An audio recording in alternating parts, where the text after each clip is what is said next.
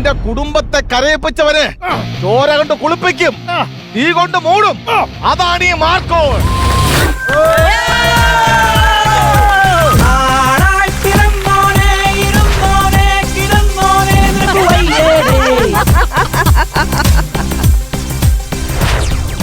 കണ്ടോ മോനെ, മാർക്കോ സിനിമയിൽ ചെവിയല്ലേ കടിച്ചു മുറിച്ചത്.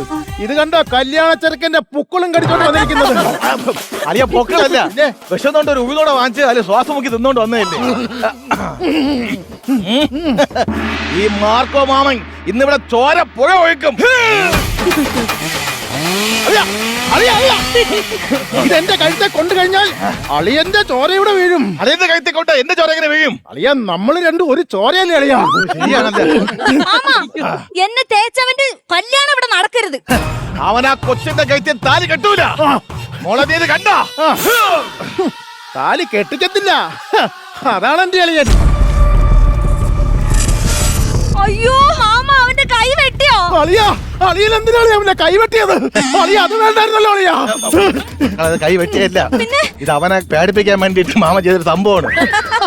പുല്ല് കാര്യം മറന്നു. പക്ഷേ ഒരു പേപ്പർ എഴുതി കൊണ്ട് വന്നതാണ്. എന്നിട്ട് ആ പേപ്പർ ഇവിടെ? ആ പേപ്പറിൽ ഞാൻ മറ്റേ വട നിന്നിട്ട് തുടച്ചളഞ്ഞത്. പ്രോസ്തറ്റിക്. ആ സംഭവം തന്നെ, ആ സംഭവം തന്നെ മക്കളെ. ഇത് അവനെ പേടിപ്പിക്കാൻ വേണ്ടി ചെയ്തതല്ലേ.